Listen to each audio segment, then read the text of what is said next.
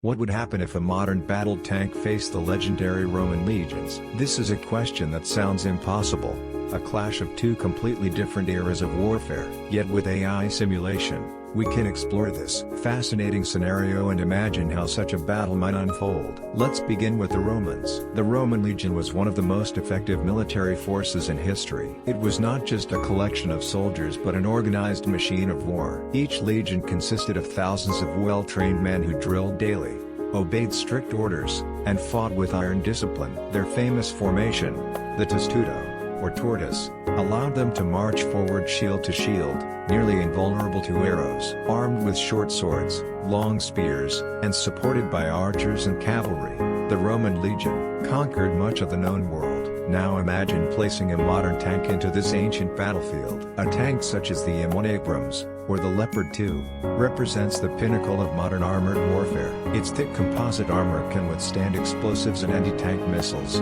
let alone arrows and spears. Its cannon fires shells at incredible speeds, capable of destroying entire bunkers with one shot. Machine guns mounted on top provide rapid firepower, capable of mowing down dozens of unarmored soldiers within seconds. At first glance, this seems like no contest. One tank could potentially wipe out hundreds, even thousands, of Roman soldiers before they had a chance to close the distance. The battlefield would erupt in chaos as the first shell explodes. In the ranks of the legion, scattering bodies and shields everywhere. The psychological shock alone facing a roaring steel beast with weapons they cannot comprehend could break morale instantly. But war is never simple, and no weapon is invincible. The Romans were masters of adaptation. When they encountered new enemies with strange weapons, they studied, adjusted tactics, and often absorbed the enemy's strengths into their own system. They did this against the Greeks, against the Carthaginians, against barbarian tribes. Why would it be any different here? The tank has two major weaknesses: logistics and isolation. First, a tank is a machine that requires constant fuel, ammunition, and maintenance. In modern warfare, tanks do not operate alone. They are supported by entire supply chains, repair crews, and infantry protection. Placed by itself in the ancient world, it has none of that. Its fuel will run out, its shells will be spent, and eventually, its mechanical parts will wear down.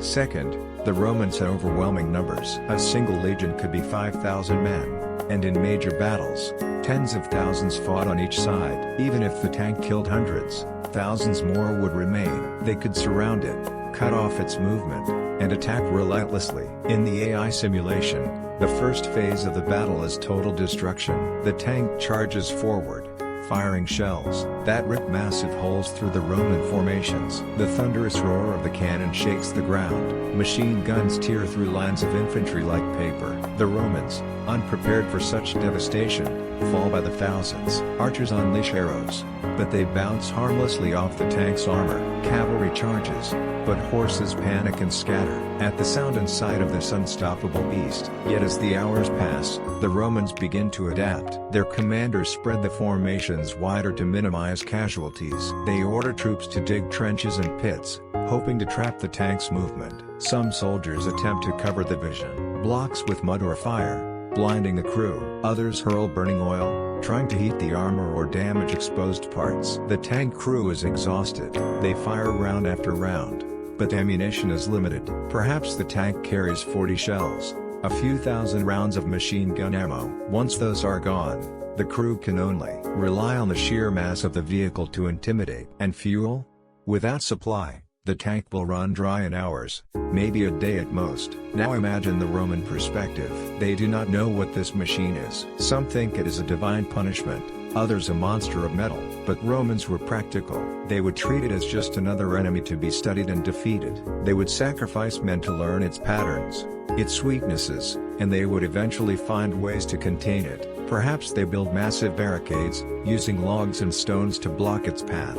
Perhaps they swarm it at night, when visibility is low. Perhaps engineers of Rome, skilled in siege engines, attempt to drop heavy boulders or flaming projectiles onto it. The point is simple: the Romans would not give up. So who wins in the end? The AI simulation offers this conclusion. In a short battle, the tank dominates. No ancient army could resist the raw firepower of modern weapons, but in a prolonged campaign, the Romans would eventually outlast it. Their numbers, their endurance, and their ability to adapt would turn the tide. This thought experiment teaches us something important about history. Technology gives an advantage, but it does not guarantee victory. Even the most advanced weapon is useless without supply, without strategy, without the human factor. Wars are won not only by machines, but by the determination of people. And so we return to the question, if a modern tank faced the Roman legions, would the machine crush them forever? Or would the legions, disciplined and relentless, eventually triumph?